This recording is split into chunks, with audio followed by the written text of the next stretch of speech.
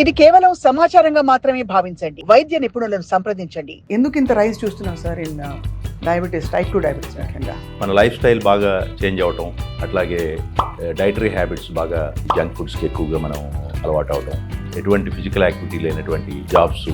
ముందు అసలు డయాబెటీస్ ఉందా లేదా, వచ్చే అవకాశం ఉందా లేదా అంటే ఇదివరకు వాళ్ళ నాన్నకు షుగర్ ఉంది, తనకు కూడా వచ్చిందనేవారు. ఇప్పుడు నాన్నకి షుగర్ లేకపోయినా ఎప్పుడు వస్తుందో చెప్పలేము. డయాబెటిక్ సింటమ్స్ అందరిలో ఉండవు. 50% ఆఫ్ ది పీపుల్లో డయాబెటిస్ సింటమ్స్ లేకుండా డయాబెటీస్ షుగర్ లెవెల్స్ పెరగవచ్చు. ఈ మామూలుగా ఈ షుగర్ టెస్ట్లో అవి చేయించుకున్నప్పుడు మీరు HbA1c ఒకటి, ఫాస్టింగ్ షుగర్ ఒకటి, ఇది కాకుండా ఇన్సులిన్ టెస్ట్ కూడా చెప్తారా సార్? ఇంకా ఏ టెస్ట్ చేయించుకోవాలి? టైప్ 2 డయాబెటీస్ మనం ఒక 3 to 5 years కూడా మిస్ అవ్వచ్చు. బేస్ లైన్లో ముఖ్యమైన అవయవాలు అంటే కిడ్నీలు, కళ్ళు, రెటీనా చూసుకోవాలి, అట్లాగే హార్ట్, అట్లాగే మరి కొలెస్ట్రాల్, దాంతోపాటు ఈసీజీ. ఒకసారి సార్ డయాబెటీస్ డయాగ్నోస్ అయ్యాక అది తగ్గదా, లేకపోతే దాన్ని మేనేజ్ చేయడం తగ్గుతుందా సార్? అది వాళ్ళకి ఎంత వయసులో డయాబెటీస్ బయటపడింది, వాళ్ళు వచ్చినప్పుడు వాళ్ళ వెయిట్ ఇవన్నీ ఎలా ఉన్నాయి అనే దాని మీద డిపెండ్ అయి ఉంటుంది.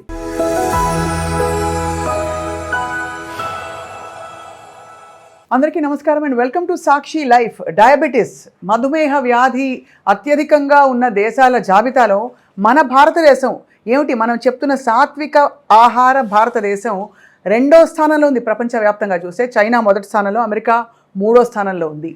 ఇంతటి ఒక విపరిణామం ఎలా చోటు చేసుకుంది? గత 20 సంవత్సరాల్లో ఎందుకు ఇంత లైఫ్ స్టైల్ చేంజ్ వచ్చింది?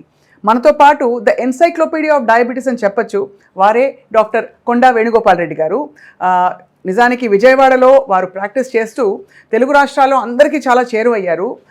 కారణాలు ఏంటంటే మధుమేహం గురించి అవగాహన కల్పించే కార్యక్రమాల్లో వారు రికార్డు కూడా నెలకొల్పారు, అంటే అత్యధిక డయాబెటీస్ అవేర్నెస్ ప్రోగ్రామ్స్ చేసిన జాబితాలో.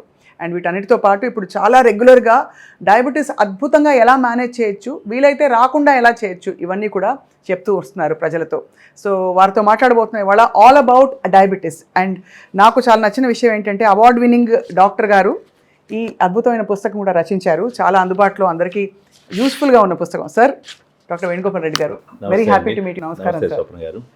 సార్, ఈ ఒక్క నాడి పట్టుకుంటే ఈ డయాబెటీస్, షుగరు, మెటబాలిజం ఎలా ఉండాలి అని పట్టుకుంటే అన్ని వ్యాధులకి అది ఒక మూల పరిష్కారం అనిపిస్తుంది సార్.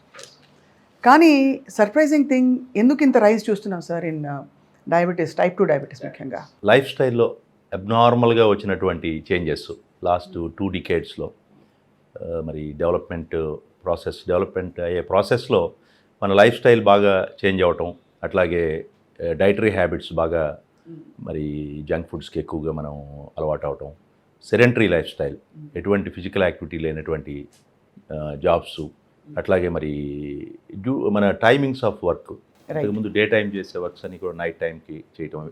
అదర్ కంట్రీస్ కోసం మన వాళ్ళు ఇక్కడ నైట్ టైమ్స్ కాల్ సెంటర్స్లో కానీ, ఈ సాఫ్ట్వేర్ పీపుల్ కానీ, ఇలా వీటితో పాటు పొల్యూషన్, మన వాతావరణంలో వచ్చినటువంటి పొల్యూషన్ కూడా చాలా దీనికి డయాబెటీస్ రావడానికి కారణం అని చెప్పొచ్చు. సో దాంతోపాటు ఫుడ్ అడల్టరేషన్, ఇవి కూడా డయాబెటీస్ కారణాలు, వీటి వలన కూడా డయాబెటీస్ రావడం జరుగుతుంది. అట్లాగే మరి చిన్నపిల్లలు కూడా మరి ఆల్మోస్ట్ ఎటువంటి ఫిజికల్ యాక్టివిటీ లేకుండా వాళ్ళు స్కూల్కి వెళ్ళేటప్పుడు కానీ, లేదంటే ఇంటికి వచ్చిన తర్వాత ఆడుకోవడం కానీ, స్కూల్స్లో ఎటువంటి ప్లే గ్రౌండ్స్ లేకపోవడం, సో ఇలాంటి మనకి ఫిజికల్ యాక్టివిటీ అనేది అసలు జీరో అయిపోతుంది. దాంతోపాటు జంక్ ఫుడ్స్ ఎక్కువగా తింటున్నాం. అలాగే stressful life, competitive profession, competitive field, వాళ్ళకు ఉన్నటువంటి దైనందిన జీవితంలో వాళ్ళు మరి ఎక్కువ ఒత్తిడికి గురి అవడం కూడా ఒక కారణం డయాబెటీస్ రావడానికి. అట్లాగే ఆల్టర్డ్ ఈ స్లీపింగ్ ప్యాటర్న్, మనకి especially electronic gadgets, cell phones వచ్చినాయి, మనం అనుక్షణం వీటిలో ఉండటం, సరిగా నిద్రపోకపోవటం, నైట్ టైం బాగా లేట్ అయిపోవటం, లేట్ నైట్స్, సో ఇవన్నీ కూడా డయాబెటీస్ పెరగడానికి కారణాలుగా చెప్పొచ్చు.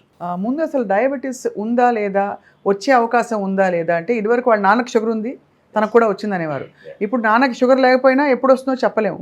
సో మనకి మనం సెల్ఫ్ చెక్ చేయాలంటే మీరు ఈ పుస్తకంలో కూడా అద్భుతంగా రాశారు కొన్ని symptoms, even before we go for testing, blood test. Diabetic symptoms అందరిలో ఉండవండి. 50% ఆఫ్ ది పీపుల్లో డయాబెటీస్ సింటమ్స్ లేకుండా డయాబెటీస్ షుగర్ లెవెల్స్ పెరగవచ్చు. సో ఈ సిమ్టమ్స్ వచ్చేటప్పటికి బాగా హై లెవెల్స్లోకి వెళ్తే కానీ డయాబెటీస్ సిమ్టమ్స్ రావు. జనరల్గా ఎక్సెసివ్ థర్స్ట్, ఎక్కువగా ఆకలి వేయటం, ఎక్కువగా దాహం వేయటం, అలాగే ఫ్రీక్వెంట్ యూరినేషన్, అట్లాగే అన్ఎక్స్ప్లెయిన్డ్ వెయిట్ లాస్, అట్లాగే రికరెంట్ యూరినరీ ట్రాక్ట్ ఇన్ఫెక్షన్స్, అట్లాగే మరి ఇంకా కాళ్ళలో బర్నింగ్ సెన్సేషన్, ప్రిక్కింగ్, నమ్నెస్, ఇలాంటి సిమ్టమ్స్ ఉంటాయి. బట్ అవి అందరిలో కూడా ఆ సిమ్టమ్స్ మనం ఉండాలని ఏం రూల్ లేదు. ఏదో రొటీన్ చెకప్కి టెస్టింగ్కి వెళ్ళినప్పుడు చాలామందిలో 50% ఆఫ్ ది పీపుల్లో రొటీన్ హెల్త్ చెకప్కి వెళ్ళినప్పుడు షుగర్ బయటపడుతుంది. లేదంటే ఏదైనా సర్జరీకి ముందు చెక్ చేస్తే అప్పుడు షుగర్ ఇవన్నీ బయటపడుతూ ఉంటాయి. లేదంటే క్యాంప్స్ పెట్టినప్పుడు అప్పుడప్పుడు క్యాంప్స్లో స్క్రీనింగ్ చేస్తే అక్కడ షుగర్ బయటపడుతుంది. సో అందువల్ల ఈ సిమ్టమ్స్ ఉన్నప్పుడు ఖచ్చితంగా డయాబెటీస్ చూసుకోవాలి. సిమ్టమ్స్ లేకపోయినా రిస్క్ ఫ్యాక్టర్స్ ఉన్నటువంటి వాళ్ళు అందరూ కూడా పీరియాడికల్గా చెకప్ చేసుకోవాలి. రిస్క్ ఫ్యాక్టర్స్ అంటే ఏంటి సార్? రిస్క్ ఫ్యాక్టర్స్ అంటే ముఖ్యంగా ఈ టైప్ 2 డయాబెటీస్కి family history, genetic background, parents ఇద్దరికి డయాబెటీస్ ఉంటే వచ్చే రిస్క్ మోర్ దెన్ 70% ఉంటుంది. మరి అట్లాగే మన ఫ్యామిలీలో కనుక ఎక్కువ మందికి బ్లడ్ రిలేటివ్స్కి షుగర్ ఉంటే మనం చాలా ఎర్లీగా చూసుకోవాలి. పాసిబుల్ అయితే 30 ఏళ్ళ నుంచి ఎవ్రీ ఇయర్ కూడా చూసుకుంటూ ఉండాలి. సో దాంతోపాటు ఓవర్ వెయిట్, నార్మల్గా మనం ఉండాల్సిన దానికంటే ఎక్కువగా ఉంటాం. మన BMI 25 అబోవ్ ఉన్నట్లయితే మనం ఓవర్ వెయిట్ కిందకు వస్తాం.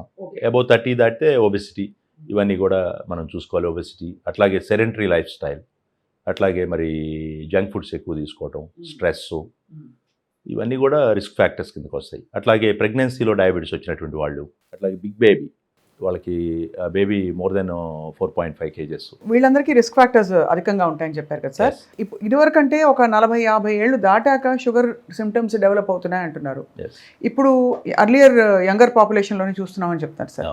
సో ఏ ఏజెస్లో మీరు షాక్ అయ్యారు చూసంటే మీరు కండక్ట్ చేసిన క్యాంప్స్లో వాటిలో? ఒక్కోసారి ఓపీలో పేషెంట్స్ ఫాదరు డాటరు, ఒక ఇంటర్మీడియట్ చదివే అమ్మాయిని ఫాదర్ డయాబెటీస్ చెకప్కి వస్తూ తీసుకొస్తాం. అంటే వాళ్ళకి ఒకప్పుడు చిన్నపిల్లల్లో టైప్ 1 డయాబెటీస్ అనుకునేవాళ్ళం, కానీ ఈరోజు టైప్ 2 డయాబెటీస్ చిన్నపిల్లల్లో వస్తుంది. సో దానికి కారణం వాళ్ళకి సెడెంటరీ లైఫ్ స్టైల్, ఇందాక చెప్పుకున్నటువంటి రిస్క్ ఫ్యాక్టర్స్ని మనం కారణంగా చెప్పుకోవాలి. సో ఈ యంగర్ పీపుల్లో రావడానికి ప్రధానంగా లైఫ్ స్టైల్, అబ్నార్మల్ లైఫ్ స్టైలే కారణం. కాకపోతే మన కంపారిటివ్గా డయాబెటీస్ అనేది ఓల్డర్ పీపుల్లో, ఏజ్ పెరిగే కొద్దీ ఎల్డర్ పీపుల్లో డయాబెటీస్ ఎక్కువగా వస్తుంది. సో అబౌవ్ 60-70 ఇయర్స్ దాటిన వాళ్ళలో ఎక్కువ పర్సంటేజ్ ఉంటారు. ఆ తర్వాత ఈవెన్ 20-25-30 ఇయర్స్ లోపు కూడా టైప్ 2 డయాబెటీస్తో రావడం మన ముందు ఉన్నటువంటి పెద్ద ఛాలెంజ్. సో యంగ్ పీపుల్లో డయాబెటీస్ రావడం అనేది చాలా పెద్ద లాస్. అంటే లైక్ వాళ్ళకే కాకుండా కంట్రీకి కూడా యంగ్ పీపుల్లో డయాబెటీస్ వచ్చి దానివల్ల వాళ్ళ సిక్ అవటం, ఫ్రీక్వెంట్గా తరచుగా సిక్ అవటం కానీ, లేదంటే ఇంకా ఏదైనా సమస్యలు రావడం వల్ల వాళ్ళ వల్ల మనకి వాళ్ళు ఏదైతే పీక్ పీరియడ్, కెరీర్లో పీక్ స్టేజ్లో వాళ్ళు వర్క్ చేయాల్సిన టైంలో ఇలాంటివి వచ్చినప్పుడు కొంత దాని యొక్క ఎఫెక్ట్ కంట్రీ మీద కూడా పడుతుంది. ఈ మామూలుగా ఈ షుగర్ టెస్ట్లు అవి చేయించుకున్నప్పుడు మీరు HbA1c ఒకటి, ఫాస్టింగ్ షుగర్ ఒకటి, ఇది కాకుండా ఇన్సులిన్ టెస్ట్ కూడా చెప్తారా సార్? ఇంకా ఏ టెస్ట్లు చేయించుకోవాలి? అంటే జనరల్గా టైప్ 2 డయాబెటీస్ వచ్చిన వాళ్ళలో బేస్ లైన్లో ఇనీషియల్గా డయాబెటీస్ ఐడెంటిఫై అయినప్పుడు ముఖ్యమైన అవయవాలు చూసుకోవడం చాలా ఇంపార్టెంట్. ఎందుకంటే టైప్ 2 డయాబెటీస్ మనం ఒక 3 to 5 years కూడా మిస్ అవ్వచ్చు తెలుసుకోకుండా. సో మనకి బేస్ లైన్లో కనుక వాళ్ళకి డయాబెటీస్తో పాటు రెటీనా ఎఫెక్ట్ అయి ఉంటే అట్లీస్ట్ 3 to 5 years మనం డయాబెటీస్ని డయాగ్నోస్ చేయడం డిలే అయినట్టు అనుకోవాలి. ఎందుకంటే కొంతమంది పేషెంట్స్ హార్ట్ అటాక్ వచ్చినప్పుడు ఐసీయూకి వెళ్తే అక్కడ షుగర్ 400 ఉన్నట్లు బయటపడుతుంది. అబ్బా, 400 సార్? లేదంటే పెరాలసిస్, స్ట్రోక్ వచ్చినప్పుడు ఐసీయూలో షుగర్ చూస్తే బాగా హై లెవెల్లో బయటపడుతుంది. అంటే వాళ్ళకి తెలియకుండా మేబీ చాలా నెలల నుంచో కొన్ని సంవత్సరాల నుంచో కూడా ఉండొచ్చు. అందువల్ల టైప్ 2 డయాబెటీస్ ఉన్నటువంటి వాళ్ళు బేస్ లైన్లో ముఖ్యమైన అవయవాలు అంటే కిడ్నీలు, కళ్ళు, రెటీనా చూసుకోవాలి. అట్లాగే హార్టు, అట్లాగే మరి కొలెస్ట్రాల్, దాంతోపాటు ఈసీజీ, ముఖ్యమైన అవయవాలన్నింటినీ కూడా మనం బేస్ లైన్లో చూసుకుంటే లివర్ ఫంక్షన్ టెస్టు, మనం ఏదైనా డయాబెటిక్ మెడికేషన్ ఇచ్చే ముందు ఈ కిడ్నీ ఫంక్షనింగ్, లివర్ ఫంక్షన్ ఇవన్నీ నార్మల్గా ఉంటే మనం కొన్ని డ్రగ్స్ని ఇవ్వచ్చు. వాటిలో ఏదైనా ప్రాబ్లం ఉన్నప్పుడు అవి ఇవ్వడానికి కాంట్రా ఇండికేటెడ్. సో అందుకని బేస్ లైన్లో ఈ అవయవాలన్నింటినీ కూడా రెటీనా దగ్గర నుంచి అన్ని హార్ట్, కిడ్నీ, లివర్ చూసుకోవాలి. అట్లాగే కాళ్ళకి సంబంధించిన బ్లడ్ సర్క్యులేషను, ఇలాంటి టెస్టులు కూడా చూసుకుంటే మంచిది. పెరిఫెరల్ వాస్కులర్ డిసీజ్ అనేది కూడా డయాబెటిక్స్లో ఎక్కువగా ఉంటుంది.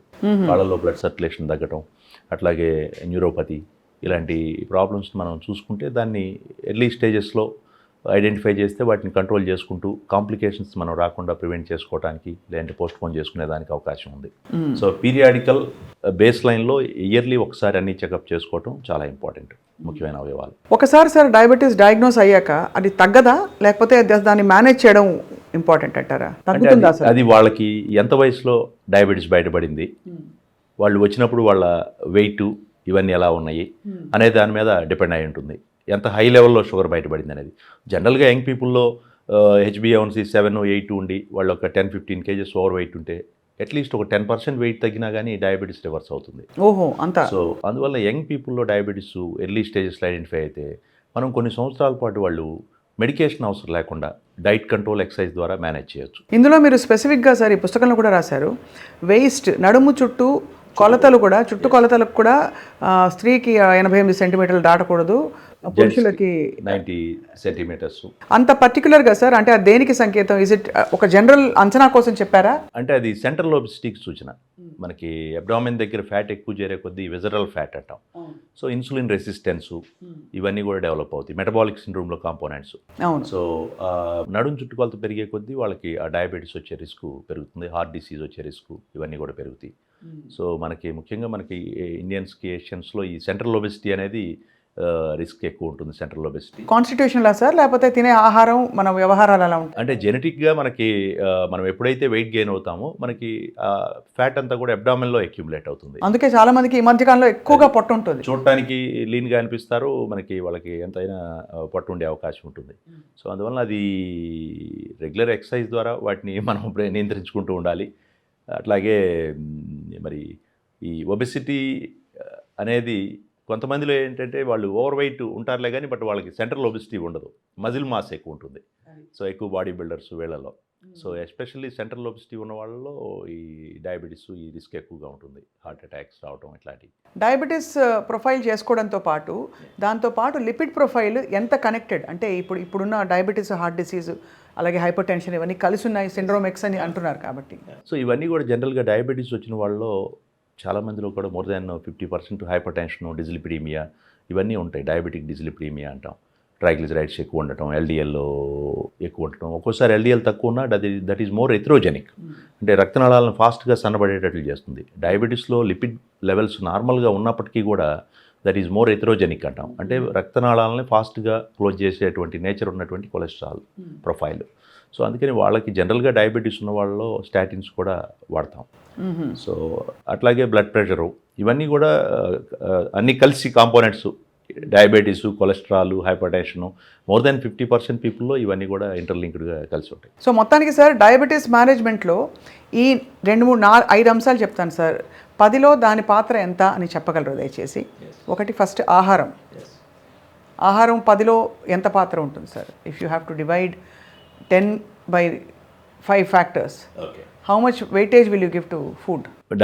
డైట్ డెఫినెట్గా మనకి డయాబెటీస్ మేనేజ్మెంట్లో 25% డైట్, 25% ఎక్సర్సైజ్ అండ్ రిమైనింగ్ 25% ఆ పేషెంట్కి డయాబెటీస్ వీటి మీద ఉన్న awareness, and 4th one is medicines.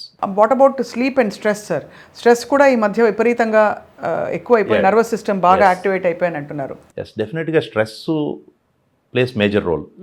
కొంతమంది పేషెంట్స్ని చూస్తాం ఎప్పుడు డయాబెటీస్ అన్నీ స్ట్రిక్ట్గా ఫాలో అవుతున్నాము, మెడిసిన్స్ వాడుతున్నాము, డైట్ ఫాలో అవుతున్నాము అని చెప్తూ ఉంటారు. డ్యూ టు డిఫరెంట్ అంటే రీజన్స్, వాళ్ళకి స్ట్రెస్ ఏదో ఒక ఫైనాన్షియల్ స్ట్రెస్, వాళ్ళ ఫ్యామిలీలో ఏదో స్ట్రెస్ ఉండటంతో డయాబెటీస్ కంట్రోల్ లేకుండా వస్తూ ఉంటారు. కొంతమంది for example wife and husband వచ్చేవాళ్ళు సడన్గా ఒకళ్ళు చనిపోయి వీళ్ళు అదర్ పర్సన్ బాగా స్ట్రెస్ గురై షుగర్ కంట్రోల్ తప్పుతూ ఉంటారు. ఇంతకుముందు ఎప్పుడు రెగ్యులర్గా చూసినప్పుడు బాగా కంట్రోల్లో ఉండేవాళ్ళు కూడా. అందువల్ల స్ట్రెస్ అనేది డెఫినెట్గా చాలా పెద్ద పాత్ర పోషిస్తుంది. ఎందుకంటే మనకు డయాబెటీస్ రావడానికి కారణం అవుతుంది, వచ్చినాక అది కంట్రోల్లో లేకుండా ఉండటానికి. అట్లాగే మెడిసిన్స్ రిక్వైర్మెంట్ కూడా పెరిగిపోయింది, మందులు కూడా డోసు పెంచుకుంటూ వెళ్ళాల్సి వచ్చింది బాగా స్ట్రెస్లో ఉన్నటువంటి వారిలో. అందువల్ల స్ట్రెస్ అనేది చాలా ఇంపార్టెంట్. ఒకప్పుడు మనం స్ట్రెస్ గురించి ఎక్కువగా ఆలోచించేవాళ్ళం కానీ, బట్ ఇప్పుడున్న పరిస్థితుల్లో ఎక్కువ స్ట్రెస్ కూడా డయాబెటీస్ రావడానికి, వచ్చినాక అది సరిగా కంట్రోల్లో లేకపోవడానికి, అట్లాగే మెడిసిన్స్ డోస్ బాగా ఎక్కువగా వాడవలసిన పరిస్థితికి దారితీస్తుంది. సార్, ఇతర దేశాల్లో మీరు ఆస్ట్రేలియాలో చదువుకున్నారు, డయాబెటీస్లో అడ్వాన్స్డ్ ఎడ్యుకేషన్ పొందారు.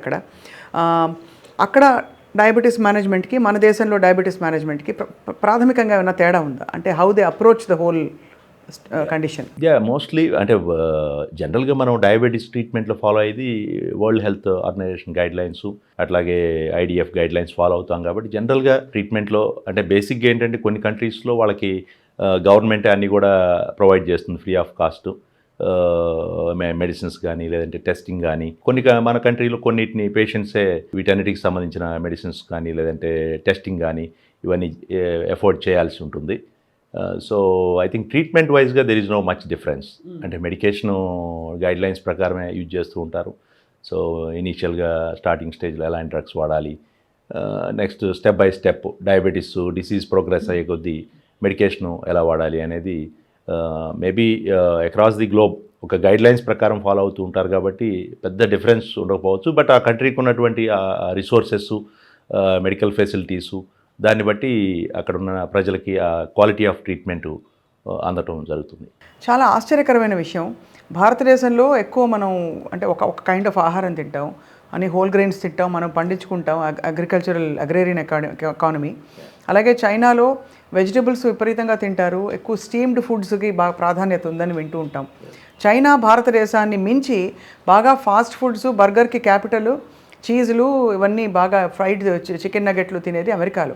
అమెరికా 3వ స్థానంలో ఉండి ఈ రెండు దేశాలు ఫస్ట్ ప్లేసెస్లో ఉండడం అంటే ఓవరాల్గా పాపులేషన్ ఎక్కువ ఉండటంతో ఆ లెక్కన మనకి నంబర్ ఆఫ్ డయాబెటిక్ పేషెంట్స్ ఎక్కువ ఉన్నారు. తప్పితే అమెరికాలో కూడా ఎక్కువగా మార్బిడ్ ఒబెసిటీ వల్ల డయాబెటిక్ పర్సంటేజ్ అక్కడ కూడా ఎక్కువే ఉంది. బట్ పాపులేషన్ చైనా మన కంట్రీ చాలా ఎక్కువ కాబట్టి నంబర్ వైజ్గా ముందున్నాం. మీరు ఒక చాలా ఫండమెంటల్ కండిషన్ని ట్యాకిల్ చేస్తూ మీ ప్రయాణాన్ని కొనసాగిస్తారు. What brought you to diabetology sir? నేను ఎంబీబీఎస్ అయిన తర్వాత మెడిసిన్ అయిపోయిన తర్వాత కొన్నాళ్ళు రైల్వేలో వర్క్ చేశాను. అక్కడ చాలా యంగ్ పీపుల్ డయాబెటీస్తో వచ్చేవాళ్ళు, especially drivers, guards, foot plate staff అంటాం. అంటే వాళ్ళు టైమింగ్స్ వర్క్ మనకి ఇప్పుడంటే అన్నీ కూడా బాగా స్ట్రీమ్ లైన్ అయ్యి 8 hours డ్యూటీతో డ్రైవర్స్ అందరూ మారిపోతున్నారు. ఒక 20-30 years బ్యాక్ చూస్తే వాళ్ళు ఒకసారి డ్యూటీకి ఎక్కితే ఒక 1 week దాకా ఆ డ్యూటీలోనే గూడ్స్లోనే ఎక్కడో పక్కన పడేసి ఉంటుంది. ఆ 1 week వాళ్ళు అలా పనిచేయాల్సి వచ్చేది. సో వాళ్ళకి టైంకి ఫుడ్ తీసుకోకపోవటం, అట్లాగే ప్రాపర్ స్లీప్ లేకపోవటం, వీటన్నిటితో యంగ్ పీపుల్లో డయాబెటీస్ వచ్చేది. సో నేను వర్క్ చేసిన హెల్త్ యూనిట్ బాగా రిమోట్ ఏరియాలో వర్క్ చేశాను. అక్కడ చాలామంది యంగ్ ఏజ్లో డయాబెటిక్స్ రావటం, అక్కడ మాకు ఒక రికార్డ్స్ డేటా మెయింటైన్ చేసేవాళ్ళం. Diabetics, life style related patients diseases ఎన్ని ఉన్నాయి అనేది. దాన్ని చూసినాక నాకు ఈ డయాబెటీస్ చేయాలనే ఇంట్రెస్ట్ రావటం, దాన్ని మరి మెడ్రాస్లోని మోహన్స్ డయాబెటీస్లో దానిలో వర్క్ చేయటం, అక్కడ మా మోహన్ గారి కింద ఒక 4-5 years వర్క్ చేయటం. సో ఆ తర్వాత ఇక్కడ విజయవాడలో లాస్ట్ 20 years నుంచి ప్రాక్టీస్ చేయటం. మీ మోస్ట్ ఫుల్ఫిల్లింగ్ కేస్ సార్? అంటే మీరు ఎక్కడైతే చాలా కష్టతరమైన ఒక పరిస్థితిని రివర్స్ చేసి వాళ్ళకి ఆరోగ్యకరమైన జీవితాన్ని ప్రసాదించిన, అంటే రెగ్యులర్ ప్రాక్టీస్లో number of cases diabetes good కంట్రోల్లోకి వచ్చి హ్యాపీగా వెళ్తూ ఉంటారు. ఎప్పుడు షుగర్స్ అన్కంట్రోల్డ్గా ఉన్నాయి, మేము చాలా నుంచి చూస్తున్నాం, ఎప్పుడు కంట్రోల్ అవ్వలేదు అని చెప్తూ ఉంటూ చాలా కేసులు కంట్రోల్ అయ్యి హ్యాపీగా వెళ్తూ ఉంటాం. అట్లాగే మోస్ట్ ఆఫ్ ది కేసెస్ నాకు ఎక్కువ బాగా ఇంట్రెస్ట్ ఉన్న ఇది డయాబెటిక్ ఫుట్ అల్సర్ ట్రీట్మెంట్. కాళ్ళ కేసులు, కాలు తీయాలి అని వచ్చిన కేసుని మనం ట్రీట్ చేసి కాలు తీయకుండా పంపించినప్పుడు దట్ ఈజ్ మోస్ట్ ఫుల్ఫిల్లింగ్. ఎందుకంటే పేషెంటు మనకి ముందు చెప్పకపోయినా ఆ వచ్చిన కండిషన్ బట్టి అర్థం అవుతుంది, ఇది జనరల్గా యాంపిటేషన్ చేసే కేసు అని. తను చెప్తాడు లాస్ట్లో, నాకు ఇది బయట వెళ్ళినప్పుడు కాలు తీయాలన్నారు, ఇట్లా యాంపిటేట్ చేద్దామని చెప్పారని. సో అందుకని ఫుడ్ కేసెస్లో ఎక్కువగా నాకు ఫస్ట్ నుంచి ఇంట్రెస్ట్తో వాటిని చేసేవాడిని. మనకి ఫర్ ఎగ్జాంపుల్ కాలు మొత్తం తొలగించాలన్నప్పుడు ఎంతవరకు వీలైతే అంత, మనం మేబీ ఫ్యూ టోస్ పోయినా, సగం ఫుట్ మిగిలిన 4 foot వరకు తీసేసి మిగిలిన పేషెంట్ వాక్ చేయగలుగుతాడు. అట్లీస్ట్ వాళ్ళ పని వాళ్ళు చేసుకోవటం. వస్తున్నాయి ఆర్టిఫిషియల్ లిమ్స్, లైట్ వెయిట్ ఎన్నో మనకి ఆర్టిఫిషియల్ లిమ్స్ వచ్చినాయి. బట్ స్టిల్ ఎందుకంటే వాళ్ళ ఓన్ లెగ్ మీద నడవటం ఎవరికైనా మనకి చాలా హ్యాపీగా ఉంటుంది. ఎవరు కూడా పేషెంట్, ఏ పేషెంట్ అయినా జనరల్గా కాల్ని మ్యాక్సిమం సేవ్ చేయమని అడుగుతారు తప్పితే మేబీ ఫ్యూ టోస్ పోయినా ఫుట్ ఉంటే ఏంటంటే వాళ్ళు నార్మల్గా వాక్ చేయగలుగుతారు. లేదంటే డెఫినెట్గా వాళ్ళ లైఫ్ స్పాన్ తగ్గిపోతుంది. ఎప్పుడైతే మనం ఒక లెగ్ తీసేసామో ఆ తర్వాత వాళ్ళకి సర్వైవల్ 5 years సర్వైవల్ అనేది చాలా తక్కువ మందిలో ఉంటుంది. సో అందువల్ల నేను ఎక్కువగా డయాబెటిక్ ఫుట్ అల్సర్ కేసెస్ని గత 20 years నుంచి కూడా చేయటం, వాటిలోనే ఎక్కువ కేసులో సక్సెస్ఫుల్గా నయం చేసి ట్రీట్ చేసి క్యూర్ చేయటం అనేది most happy and naturally sir చాలామందికి.